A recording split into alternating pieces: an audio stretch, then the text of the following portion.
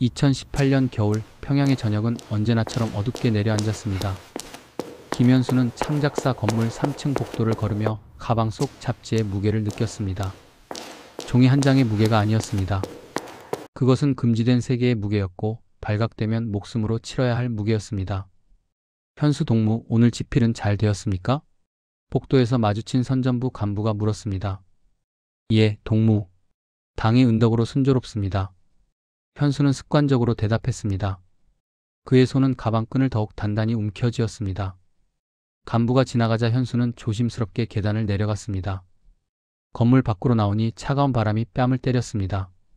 하지만 그의 등에는 식은땀이 흘러내리고 있었습니다. 집까지는 걸어서 30분 거리였습니다. 평소라면 동료들과 함께 걸으며 창작 토론을 하곤 했습니다. 오늘은 혼자였습니다. 혼자여야 했습니다. 현수는 42살이었습니다. 조선작가동맹 소속 작가로 15년째 일하고 있었습니다. 주로 단편소설을 썼습니다. 당이 요구하는 주제를 담은 작품들이었습니다. 영웅적 노동자, 희생적인 군인, 현명한 지도자. 그의 작품은 늘 모범적이었고 그래서 안전했습니다. 하지만 오늘 그 안전이 깨지기 시작했습니다. 사흘 전이었습니다. 후배 작가 박민철이 조심스럽게 다가왔습니다. 현수 선배님, 잠깐 말씀 좀. 민철은 주변을 살피며 작은 꾸러미를 건넸습니다. 중국에서 들어온 겁니다. 제 친척이. 절대 조심하셔야 합니다. 현수는 거절했어야 했습니다. 하지만 호기심이 이성을 이겼습니다. 그는 꾸러미를 받았고 집에 돌아와 방문을 잠근 뒤 조심스럽게 열었습니다. 한국 잡지였습니다. 월간 조선이라는 제호가 선명했습니다. 현수의 손이 떨렸습니다. 이것을 보는 것만으로도 정치범 수용소로 갈 수 있었습니다. 가족 전체가 연좌제로 끌려갈 수 있었습니다. 그런데도 그는 펼쳤습니다. 컬러 사진들이 눈부셨습니다. 높은 빌딩, 화려한 거리, 웃고 있는 사람들. 현수는 숨을 참으며 페이지를 넘겼습니다. 기사들을 훑어보았습니다. 정치, 경제, 문화 모두가 낯설고 매혹적이었습니다. 그리고 그것을 발견했습니다. 실향민 가족 찾기 코너였습니다. 몇 장의 얼굴 사진과 함께 간단한 설명이 실려 있었습니다. 625 전쟁 때 헤어진 가족을 찾는다는 내용이었습니다. 현수는 무심코 이름들을 읽었습니다. 그리고 멈췄습니다. 김영철, 1950년 12월 흥남 철수 당시 실종. 당시 28세. 형 김영수와 김영수. 현수의 아버지 이름이었습니다. 가슴이 뛰기 시작했습니다. 현수는 사진을 들여다보았습니다. 흐릿한 흑백 사진 속 젊은 남자. 아버지와 닮았습니다.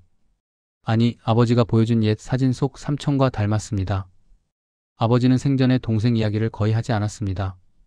단 한 번 술에 취해 중얼거린 적이 있었습니다. 영철이는 살았을까? 현수는 10살이었습니다. 아버지의 눈물을 처음 본 날이었습니다. 그 후 아버지는 다시는 동생 이야기를 꺼내지 않았습니다. 5년 전 세상을 떠날 때까지 현수는 잡지를 덮었습니다. 손이 떨렸습니다. 이것은 위험했습니다. 하지만 뇌리에서 지워지지 않았습니다. 이틀 동안 현수는 고민했습니다. 집필실에 앉아 있어도 글이 써지지 않았습니다. 밤마다 잠들지 못했습니다. 아버지의 얼굴이 떠올랐습니다. 본 적 없는 삼촌의 얼굴이 상상되었습니다. 그리고 오늘 밤 현수는 결정했습니다. 집에 도착한 현수는 어머니와 저녁을 먹었습니다. 칠순이 넘은 어머니는 거동이 불편했습니다. 현수는 혼자였습니다. 결혼하지 않았습니다. 아니, 하지 못했습니다. 성분이 좋지 않았기 때문입니다. 아버지가 월남했던 형제를 둔 사람이었다는 기록이 있었습니다. 어머니, 먼저 쉬십시오. 현수야, 요즘 얼굴이 안 좋구나. 무슨 일 있니? 아닙니다. 치필 때문에 좀 피곤할 뿐입니다. 어머니가 방으로 들어가자 현수는 책상 앞에 앉았습니다. 서랍에서 편지지를 꺼냈습니다. 평범한 편지지였습니다. 만년필을 들었습니다.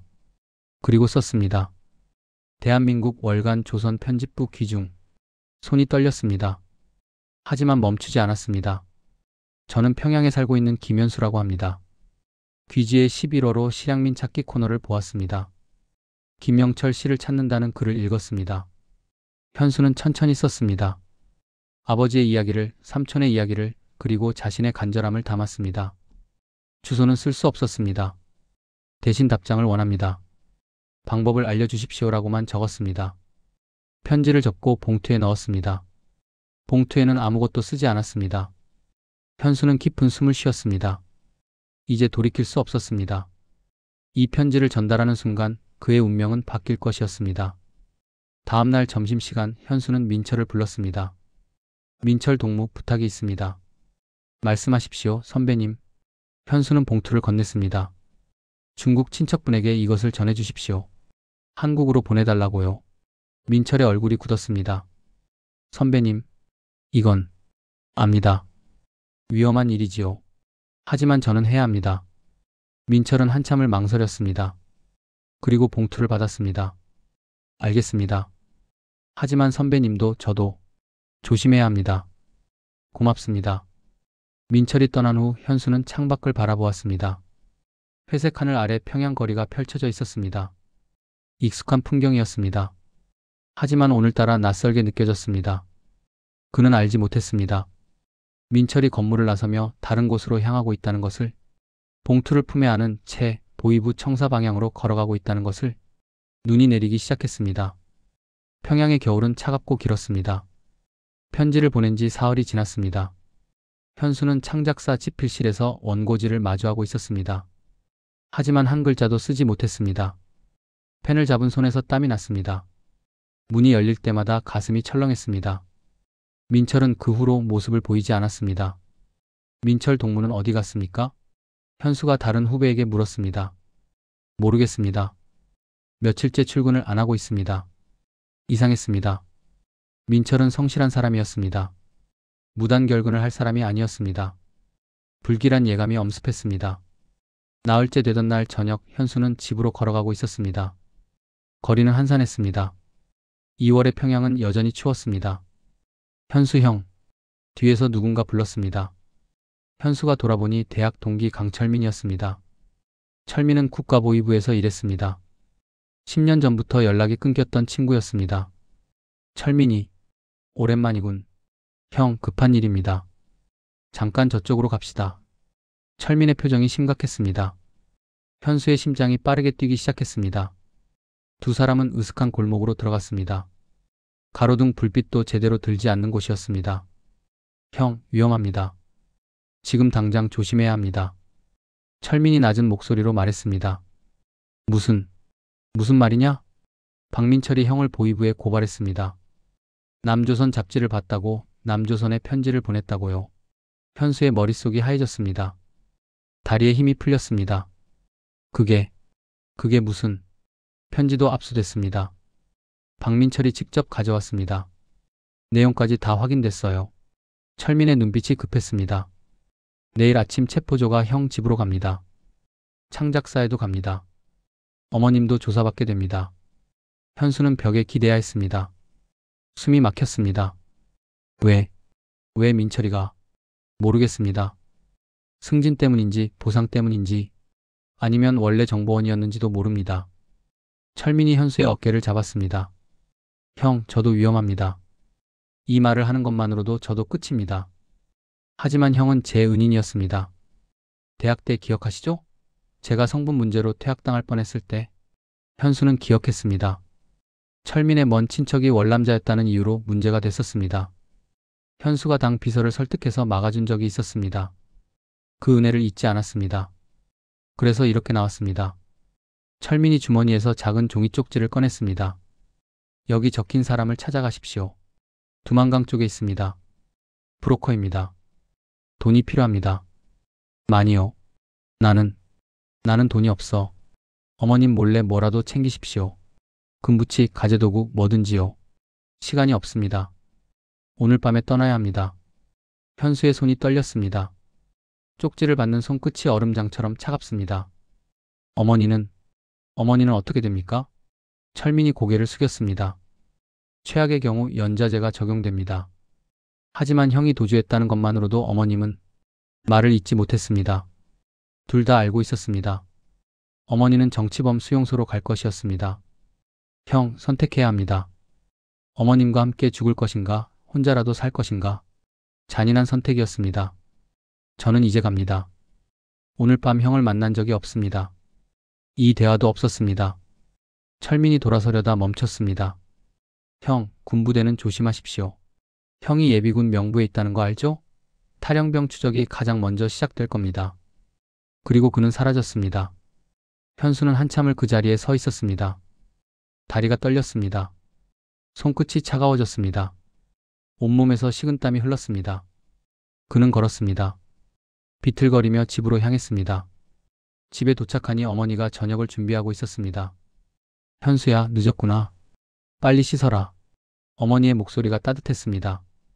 언제나처럼 현수는 방으로 들어갔습니다. 문을 닫았습니다. 그리고 쪼그려 앉았습니다. 손으로 얼굴을 감쌌습니다. 눈물이 나오지 않았습니다. 너무 큰 공포는 눈물조차 허락하지 않았습니다. 선택해야 했습니다. 어머니와 함께 보이부에 끌려가는 것, 아니면 어머니를 버리고 도망치는 것. 현수는 서랍을 열었습니다. 어머니의 금반지가 있었습니다. 결혼반지였습니다. 돌아가신 아버지의 유품이기도 했습니다. 어머니가 평생 간직한 것이었습니다. 손이 떨렸습니다. 그는 반지를 꺼냈습니다. 그리고 옷장 깊숙한 곳에 숨겨둔 달러 몇 장을 찾았습니다.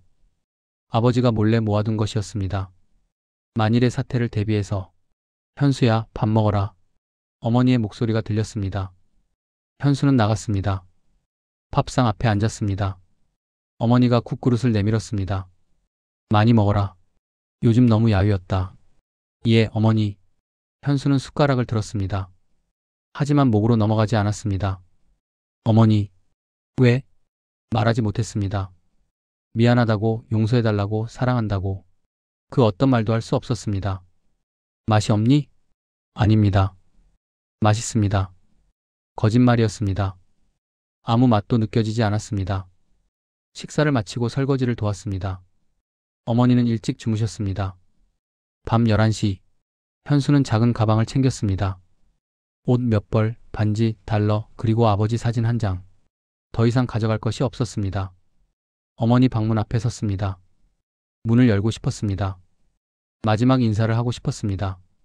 하지만 열지 못했습니다. 어머니가 깨어나면 막으실 것이었습니다. 함께 죽자고 하실 것이었습니다. 현수는 문 앞에 무릎을 꿇었습니다. 어머니, 죄송합니다. 저는 비겁한 아들입니다. 작은 목소리로 중얼거렸습니다. 그리고 일어났습니다. 조용히 현관문을 열었습니다. 밖으로 나갔습니다. 문을 닫았습니다. 돌아보지 않았습니다. 돌아보면 다시 들어갈 것 같았습니다. 거리는 고요했습니다. 가로등 불빛이 희미했습니다. 현수는 걸었습니다. 기차역 방향으로, 함경북도 방향으로. 새벽 기차를 타야 했습니다. 신분증 검사가 느슨한 시간대였습니다. 역까지 가는 동안 현수는 계속 뒤를 돌아보았습니다. 누군가 따라오는 것 같았습니다. 하지만 아무도 없었습니다. 두려움이 환각을 만들고 있었습니다. 새벽 4시, 현수는 기차에 올랐습니다. 제일 뒷칸 구석자리에 앉았습니다. 모자를 깊이 눌렀었습니다. 차장이 표를 검사했습니다. 현수는 신분증과 표를 내밀었습니다. 손이 떨리지 않도록 애썼습니다. 차장이 잠깐 쳐다보더니 돌려줬습니다. 수고하십니다. 기차가 출발했습니다. 창밖으로 평양이 멀어졌습니다. 42년을 살았던 도시가, 어머니가 계신 집이, 모든 것이 멀어졌습니다. 현수는 창에 이마를 댔습니다. 차가운 유리에 닿은 순간 비로소 눈물이 흘렀습니다. 기차는 북쪽으로 달렸습니다. 국경으로, 두만강으로, 알 수 없는 미래로. 그리고 평양에서는 곧 아침이 밝을 것이었습니다. 보이부 요원들이 현수의 집 앞에 도착할 것이었습니다. 문을 두드릴 것이었습니다. 그리고 어머니가 문을 열 것이었습니다. 기차는 이틀을 달렸습니다. 해산에 도착한 것은 사흘째 저녁이었습니다. 현수는 역사를 빠져나와 거리를 걸었습니다. 함경북도의 추위는 평양보다 더 매서웠습니다. 철민이 준 쪽지에는 이름과 주소가 적혀 있었습니다. 강석구 해산시 보천동 17번지. 그리고 한마디가 더 있었습니다. 밤에만 찾아가라. 현수는 시간을 보냈습니다. 역 대합실에 앉아 있을 수는 없었습니다. 보이부 수배령이 벌써 떨어졌을 것이었습니다. 역은 제일 먼저 감시되는 곳이었습니다. 그는 시장 근처를 배회했습니다. 좁은 골목을 걸었습니다. 사람들 사이에 섞여 눈에 띄지 않으려 했습니다. 배가 고팠습니다. 하지만 먹을 수 없었습니다. 어디선가 신분증을 요구할지 몰랐습니다. 해가 기울었습니다. 현수는 압록강 쪽으로 걸어갔습니다. 강은 도시 외곽에 있었습니다. 얼어붙은 강물이 보였습니다. 건너편이 중국이었습니다. 저 너머에 자유가 있었습니다. 아니, 어쩌면 또 다른 지옥이 있을지도 몰랐습니다. 현수는 몸을 떨었습니다. 추위 때문만은 아니었습니다. 밤이 되자 보천동을 찾았습니다. 낡은 집들이 다닥다닥 붙어 있었습니다. 17번지는 골목 안쪽에 있었습니다. 문을 두드렸습니다. 누구요? 낮고 경계하는 목소리였습니다. 강철민 동무가 소개했습니다. 잠시 침묵이 흘렸습니다. 그리고 문이 열렸습니다. 50대 남자였습니다. 키가 작고 마른 체구였습니다. 눈빛이 날카로웠습니다. 들어오시오. 집 안은 어두웠습니다. 전등도 켜지 않았습니다. 남자는 현수를 안방으로 데려갔습니다. 돈은 있소? 조금 있습니다. 현수는 주머니에서 달러를 꺼냈습니다. 50달러였습니다. 그리고 금반지를 내놓았습니다. 남자가 반지를 들여다보았습니다. 이것만으로는 부족하오. 중국까지 가는데 최소 200달러는 필요하오. 더는 없습니다. 그럼 안 돼요. 돌아가시오. 남자가 돌려보내려 했습니다. 현수는 그의 팔을 잡았습니다. 제발, 제발 도와주십시오. 내일이면 저는 잡힙니다. 남자가 현수를 쳐다보았습니다. 당신 정치범이요? 편지를 남쪽에 보냈습니다. 그것 때문입니다. 남자의 표정이 변했습니다. 편지? 그것 때문에 여기까지 왔소? 예. 남자가 한숨을 쉬었습니다. 돈 없는 사람은 안 받는 게 원칙이요. 하지만 그가 창밖을 보았습니다. 내일 밤에 건너는 조가 있소. 거기에 끼워주겠소. 대신 조건이 있소. 무엇입니까? 중국에 가면 일을 해야 하오. 빚을 갚을 때까지 몇 년이 걸릴지 모르오. 노예가 되라는 말이었습니다. 하지만 선택의 여지가 없었습니다. 알겠습니다. 좋소. 오늘 밤은 여기서 자시오. 내일 저녁에 움직이겠소. 현수는 구석에 앉았습니다. 잠이 오지 않았습니다. 어머니 생각이 났습니다. 지금쯤 어디에 계실까? 수용소로 끌려가셨을까?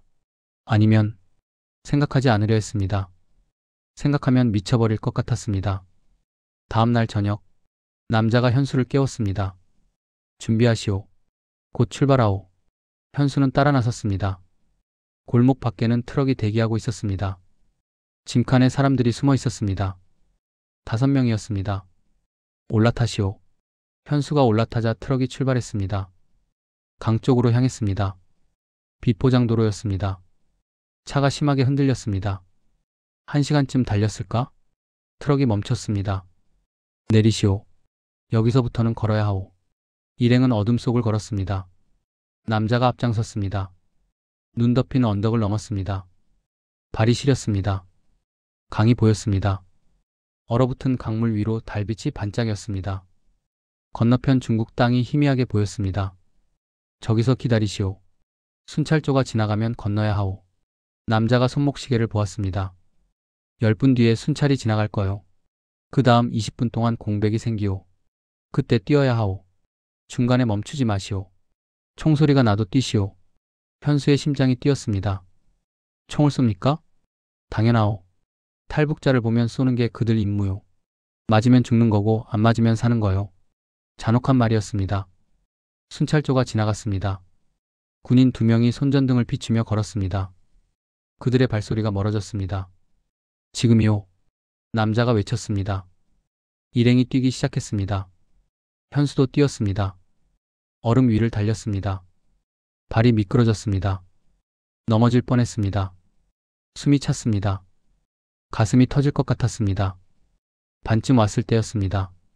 거기서 뒤에서 고함이 들렸습니다. 총성이 울렸습니다. 땅땅땅. 현수는 본능적으로 몸을 숙였습니다. 하지만 멈추지 않았습니다. 계속 뛰었습니다. 옆에서 누군가 비명을 질렀습니다. 쓰러지는 소리가 들렸습니다. 맞았습니다. 누군가 맞았습니다. 현수는 뒤를 보지 않았습니다. 그냥 뛰었습니다. 총성이 계속 울렸습니다. 강 중간쯤 왔을 때 얼음이 갈라지는 소리가 났습니다. 발밑이 흔들렸습니다. 조심하시오. 앞사람이 소리쳤습니다. 하지만 늦었습니다. 꽈당. 얼음이 깨졌습니다. 현수의 다리가 물속으로 빠졌습니다. 얼음장 같은 물이었습니다. 숨이 막혔습니다. 으악. 현수는 비명을 질렀습니다. 몸이 물속으로 빨려 들어갔습니다. 필사적으로 얼음 가장자리를 잡았습니다. 손톱이 찢어졌습니다. 살려주십시오. 그때였습니다. 누군가 그의 손을 잡았습니다. 잡아. 낯선 목소리였습니다. 젊은 남자의 목소리였습니다. 현수는 그 손을 움켜잡았습니다. 남자가 힘껏 당겼습니다. 물 밖으로 끌려 올라왔습니다. 일어나. 빨리. 남자가 현수를 일으켰습니다. 그리고 함께 뛰었습니다. 총성이 여전히 들렸습니다. 하지만 점점 멀어졌습니다. 둑에 도착했습니다. 중국 땅이었습니다. 현수는 그 자리에 쓰러졌습니다. 숨을 헐떡였습니다. 옷이 젖어 얼어붙었습니다. 이가 딱딱 부딪혔습니다. 괜찮습니까? 남자가 물었습니다. 현수가 고개를 들었습니다. 20대 중반쯤 되어 보이는 중국인 청년이었습니다. 감사합니다. 천만에요. 일어나세요. 여기 오래 있으면 안 됩니다. 중국 경찰도 순찰 돌아요. 청년이 현수를 부축했습니다. 뒤를 돌아보니 강 건너편에 손전등 불빛이 보였습니다. 북한 군인들이었습니다. 하지만 이미 늦었습니다. 현수는 국경을 넘었습니다. 청년이 현수를 데리고 언덕을 올라갔습니다. 작은 오두막이 있었습니다. 여기서 옷 갈아입으세요. 청년이 마른 옷을 건넸습니다. 현수는 젖은 옷을 벗었습니다. 주머니에서 달러와 아버지 사진을 꺼냈습니다. 다행히 비닐에 싸두어서 젖지 않았습니다. 당신은 누구십니까? 저요? 리밍이라고 해요. 조선족이에요. 리밍이 웃었습니다. 여기서 탈북자들 돕는 일해요. 돈 받고요. 얼마나 받습니까? 당신한테는 안 받아요. 이미 강석구한테 받았을 테니까. 현수는 안도했습니다. 어디로 가시려고요? 리밍이 물었습니다. 모릅니다. 그냥 남쪽으로 가고 싶습니다. 한국이요? 예. 리밍이 고개를 끄덕였습니다. 멀어요. 그리고 위험해요. 중국 경찰한테 잡히면 북한으로 보내져요. 그럼 끝이에요. 압니다. 그래도 가시겠어요? 현수가 고개를 들었습니다. 강 건너편을 바라보았습니다. 북한 땅이 어둠 속에 잠겨 있었습니다. 어머니가 저기 계셨습니다. 하지만 이제 돌아갈 수 없었습니다. 예, 갑니다. 리밍이 현수를 쳐다보았습니다. 알겠어요. 도와드릴까? 그리고 덧붙였습니다. 하지만 조심하세요. 여기서부터는 아무도 믿으면 안 돼요. 돈 때문에 당신을 팔 사람도 많아요. 현수는 고개를 끄덕였습니다. 그는 이제 알았습니다. 이 여정이 끝나지 않았다는 것을, 오히려 시작일 뿐이라는 것을. 밖에서 바람 소리가 들렸습니다. 그리고 아주 멀리서 희미하게 개 짖는 소리가 들려왔습니다. 추격이 시작된 것이었습니다. 중국에서의 석 달은 지옥이었습니다. 리밍의 도움으로 현수는 베이징까지 갔습니다. 화물차 짐칸에 숨어서 때로는 걸어서 몇 주를 이동했습니다. 베이징에 도착한 현수는 한국 대사관을 찾았습니다. 한국 사람입니다. 도와주십시오. 정문 경비에게 말했습니다. 신분증 있습니까? 북한에서 왔습니다. 탈북자입니다. 경비가 안을 들여다보더니 고개를 저었습니다. 여기서는 안 됩니다.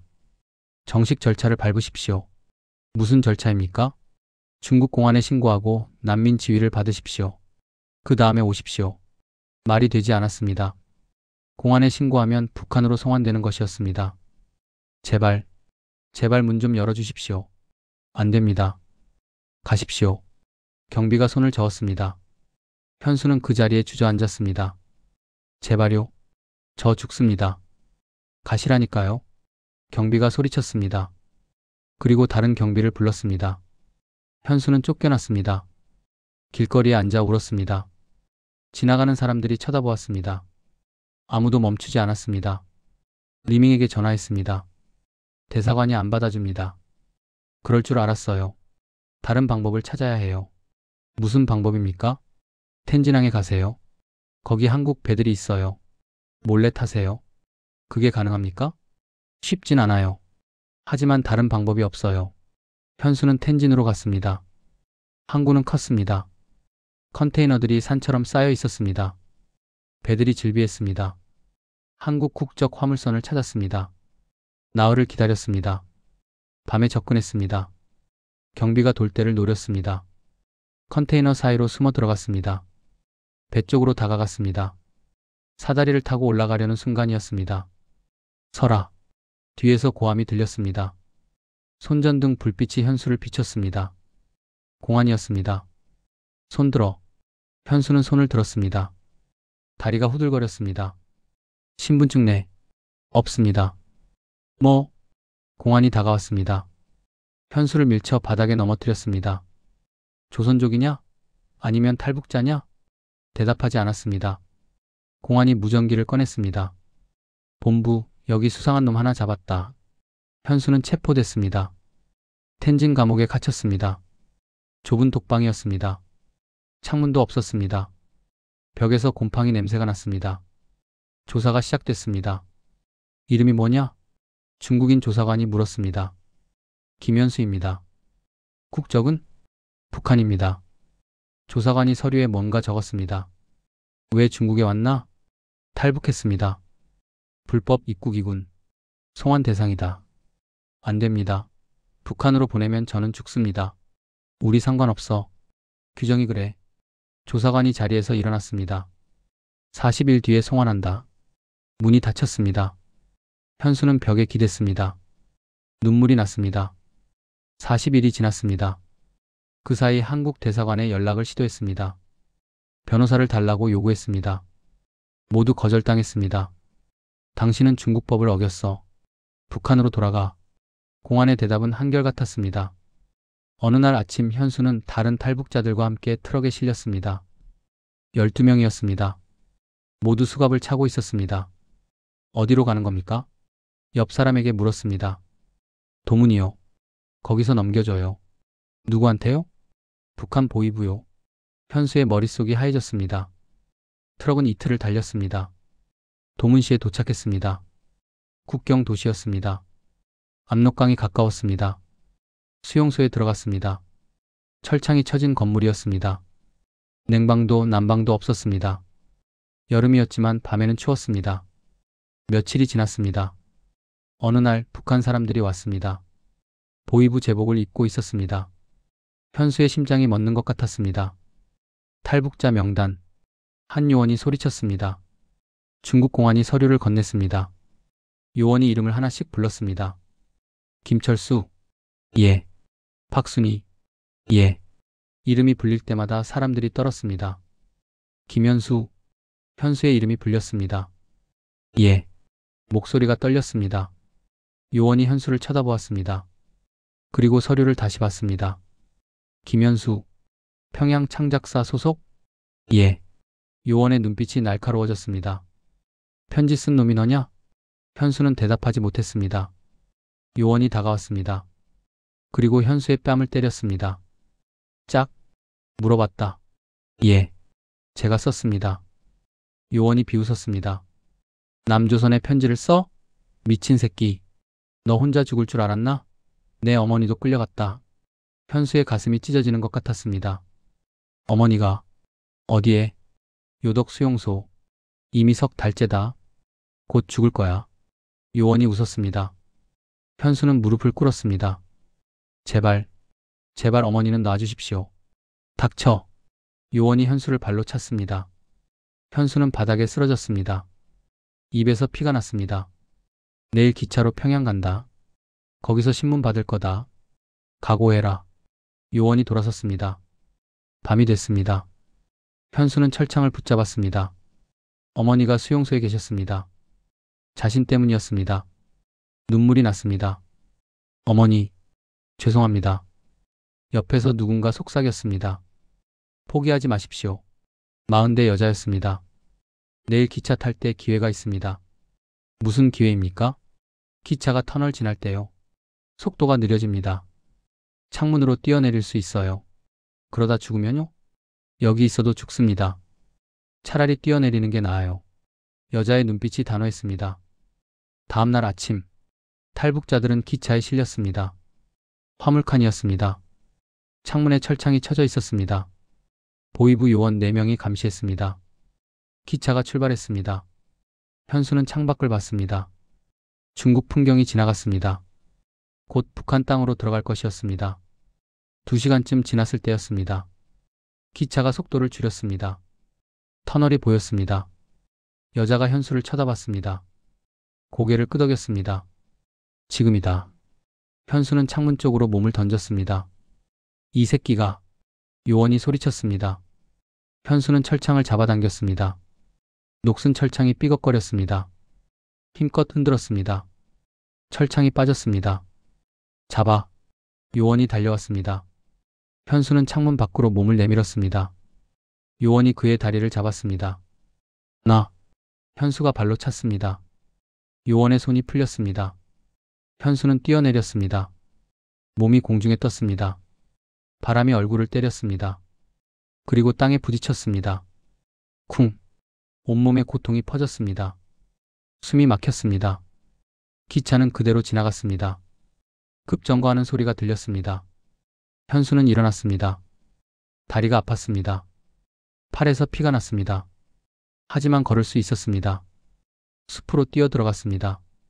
뒤에서 고함 소리가 들렸습니다. 찾아라. 저쪽이다. 현수는 뛰었습니다. 나뭇가지가 얼굴을 핥혔습니다. 넘어졌습니다. 일어났습니다. 다시 뛰었습니다. 1시간을 뛰었습니다. 더 이상 소리가 들리지 않았습니다. 현수는 나무 뒤에 숨어 숨을 골랐습니다. 살았습니다. 기적처럼. 하지만 여전히 중국이었습니다. 여전히 위험했습니다. 그리고 어머니는 여전히 수용소에 계셨습니다. 현수는 하늘을 올려다봤습니다. 구름 한 점 없는 하늘이었습니다. 어머니, 꼭 살아남겠습니다. 그는 다시 걸었습니다. 남쪽으로, 한국으로, 자유를 향해. 현수는 사흘을 산속에서 보냈습니다. 먹을 것이 없었습니다. 계곡물을 마시며 버텼습니다. 밤에는 나뭇잎을 덮고 잤습니다. 몸은 상처투성이었습니다. 방향을 알 수 없었습니다. 해를 보고 별을 보며 남쪽으로 내려갔습니다. 북한으로 가면 안 됐습니다. 중국 쪽으로 가야 했습니다. 넷째 날 저녁 작은 마을이 보였습니다. 현수는 조심스럽게 내려갔습니다. 조선족 마을이었습니다. 간판에 한글이 보였습니다. 한 집 앞에 섰습니다. 문을 두드렸습니다. 문이 열렸습니다. 60대 할머니였습니다. 누구세요? 도와주십시오. 제발. 현수는 그 자리에 쓰러졌습니다. 깨어났을 때 방 안이었습니다. 이불이 덮여 있었습니다. 상처에 붕대가 감겨 있었습니다. 할머니가 죽을 떠서 들어왔습니다. 깨어났구먼. 먹어보소. 감사합니다. 현수는 죽을 받아 먹었습니다. 눈물이 났습니다. 며칠 만에 먹는 따뜻한 음식이었습니다. 탈북자지요? 할머니가 물었습니다. 현수는 고개를 끄덕였습니다.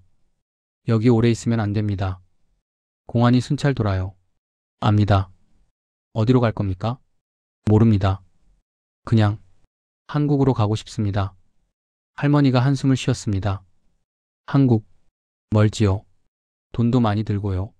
돈이 없습니다. 그럼 어렵소. 현수는 고개를 숙였습니다. 할머니가 잠시 생각하더니 물었습니다.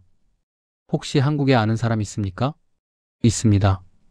삼촌이 있을 겁니다. 삼촌이요? 현수는 이야기했습니다. 아버지의 동생 이야기를, 흥남 철수 때 헤어진 이야기를, 잡지에서 본 사람 찾기 이야기를. 할머니가 듣고 있었습니다. 그 삼촌 이름이 뭡니까? 김영철입니다. 나이는요? 지금 아마 90이 넘었을 겁니다. 할머니가 고개를 끄덕였습니다. 우리 마을에 한국 NGO 사람들이 가끔 와요. 탈북자 돕는 사람들이지요. 그 사람들한테 부탁해 볼까요? 그럴 수 있습니까? 해보지요. 약속은 못하지만. 일주일이 지났습니다. 현수는 할머니 집 다락에 숨어 지냈습니다. 밖에 나갈 수 없었습니다. 밤마다 어머니 생각을 했습니다. 수용소의 어머니를, 추위에 떠는 어머니를, 굶주리는 어머니를. 자신 때문이었습니다. 어느 날 저녁 할머니가 다락으로 올라왔습니다. 소식이 있소. 무슨 소식입니까? NGO 사람들이 수소문했대요. 서울에 김영철이라는 사람이 있답니다. 흥남 철수 때 왔고 형제를 찾는다고 했대요. 현수의 가슴이 뛰었습니다. 정말입니까? 예. 그리고 더 놀라운 소식이 있소. 할머니가 잠시 멈췄습니다. 그분이 중국으로 온답니다. 당신을 만나러요. 현수는 믿을 수 없었습니다. 중국으로요? 어떻게요? NGO가 주선했답니다. 비자 받아서 정식으로 들어온대요. 언제입니까? 일주일 뒤래요. 여기서 2시간 거리에 있는 도시에서 만난대요. 일주일이 영겁처럼 느껴졌습니다. 현수는 매일 창밖을 내다봤습니다. 삼촌을 한 번도 본 적이 없었습니다. 흐릿한 사진으로만 봤습니다. 그분을 알아볼 수 있을까? 약속한 날이 왔습니다. 할머니가 현수를 차에 태웠습니다. NGO 활동가도 함께였습니다. 긴장하지 마세요. 잘 될 겁니다. 활동가가 말했습니다. 도시에 도착했습니다. 한 호텔 로비에서 만나기로 했습니다. 현수는 로비에 들어갔습니다. 사람들이 많았습니다. 중국인들, 관광객들, 그리고 한쪽 소파에 노인이 앉아 있었습니다. 90이 넘어 보이는 할아버지였습니다. 지팡이를 짚고 있었습니다. 옆에 중년 남자가 있었습니다. 아마 아들이었습니다. 할아버지의 눈이 현수를 향했습니다. 두 사람의 시선이 마주쳤습니다. 할아버지가 천천히 일어났습니다. 현수도 다가갔습니다. 삼촌, 삼촌님이십니까? 목소리가 떨렸습니다. 할아버지가 현수를 바라봤습니다. 눈에 눈물이 고였습니다. 내가 영수 형님의 아들이냐? 예, 김현수입니다. 할아버지의 손이 떨렸습니다. 지팡이가 바닥에 떨어졌습니다. 영수 형님, 형님은 돌아가셨습니다. 5년 전에. 할아버지의 눈에서 눈물이 흘렀습니다. 형님, 그는 비틀거렸습니다. 현수가 부축했습니다. 형님을 다시 못 봤구나. 다시 못 봤어. 할아버지가 울었습니다. 92년을 살아온 노인이, 전쟁을 겪고 헤어짐을 견뎌온 노인이 어린아이처럼 울었습니다. 현수도 울었습니다. 두 사람은 그렇게 서서 울었습니다. 로비의 사람들이 쳐다봤습니다. 하지만 아무도 말리지 않았습니다. 한참을 울고 나서 할아버지가 현수의 얼굴을 만졌습니다. 형님 닮았구나. 눈이 똑같아. 아버지 사진 가져왔습니다. 현수가 주머니에서 사진을 꺼냈습니다. 적고 구겨진 사진이었습니다. 할아버지가 사진을 받아들었습니다. 형님, 그는 사진을 가슴에 안았습니다. 78년을 기다렸다. 할아버지의 목소리가 떨렸습니다. 살아계신 줄 알았다. 언젠가 만날 줄 알았다. 편지라도 올 줄 알았다. 아버지도 삼촌님을 찾으셨습니다. 돌아가시기 전까지. 할아버지가 고개를 끄덕였습니다. 나도 찾았다. 적십자에, 정부에, 어디든 물어봤다. 하지만 소식이 없었다. 두 사람은 소파에 앉았습니다. 할아버지가 현수의 손을 잡았습니다. 주름 가득한 손이었습니다. 하지만 따뜻했습니다. 어떻게 여기까지 왔냐? 긴 이야기입니다. 현수는 이야기했습니다. 편지를, 배신을, 도망을, 체포를, 탈출을. 할아버지는 들으며 고개를 끄덕였습니다. 때로는 눈물을 닦았습니다. 어머니는 수용소에 계십니다. 할아버지가 고개를 떨어뜨렸습니다. 미안하다. 내가 월남했기 때문에. 아닙니다. 제 잘못입니다. 아니다. 다 이 전쟁 때문이다. 이 빌어먹을 전쟁 때문이야. 할아버지가 주먹을 쥐었습니다. 잠시 침묵이 흘렀습니다. 할아버지가 물었습니다. 한국에 가고 싶으냐? 예. 그곳에 가면 뭘 하고 싶으냐? 현수는 생각했습니다. 어머니를 구하고 싶습니다. 할아버지가 현수를 바라봤습니다. 어떻게? 모릅니다. 하지만 방법을 찾겠습니다. 한국에 가면 자유가 있으면 뭔가 할 수 있을 거라고 믿습니다. 할아버지가 고개를 끄덕였습니다. 그래. 믿어야 한다. 포기하면 안 된다. 그는 옆에 있던 아들을 봤습니다. 준호야, 도와줘라. 이 아이가 한국에 갈 수 있게. 예, 아버지. 준호가 현수를 봤습니다. NGO랑 얘기했어요. 태국 루트로 갈 겁니다. 한 달 정도 걸릴 거예요. 감사합니다. 할아버지가 현수의 손을 더 세게 잡았습니다. 현수야, 약속해라. 살아남아라. 그리고 자유롭게 살아라. 예. 형님이 못한 것을 네가 해라. 형님의 목까지 살아라. 현수의 눈에 눈물이 고였습니다. 노력하겠습니다. 그리고 언젠가 어머니를 꼭 만나라.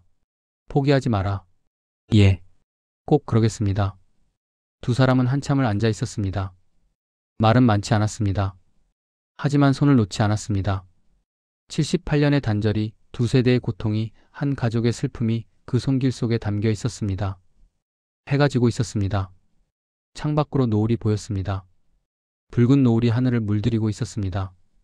할아버지가 노을을 바라봤습니다. 형님이 보고 싶구나. 아버지도 하늘에서 보고 계실 겁니다.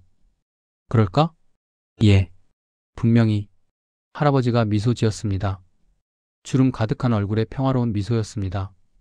그래. 형님, 이제 편히 쉬셔. 내가 조카를 찾았어. 내 아들을 찾았다고. 그는 하늘을 향해 중얼거렸습니다. 현수도 하늘을 봤습니다. 저 하늘 아래 어머니가 계셨습니다. 고통받고 있을 어머니가. 하지만 현수는 이제 혼자가 아니었습니다. 가족이 생겼습니다. 삼촌이, 사촌이, 그리고 희망이 생겼습니다. 어머니, 기다리세요. 제가 꼭 구하겠습니다. 현수는 마음속으로 맹세했습니다. 그리고 알았습니다. 이것이 끝이 아니라는 것을, 이것은 새로운 시작이라는 것을. 고통의 끝에서 희망이 싹트고 있었습니다. 밤이 깊어갔습니다. 하지만 현수의 마음속에는 작은 불빛이 켜졌습니다. 그 불빛은 꺼지지 않을 것이었습니다.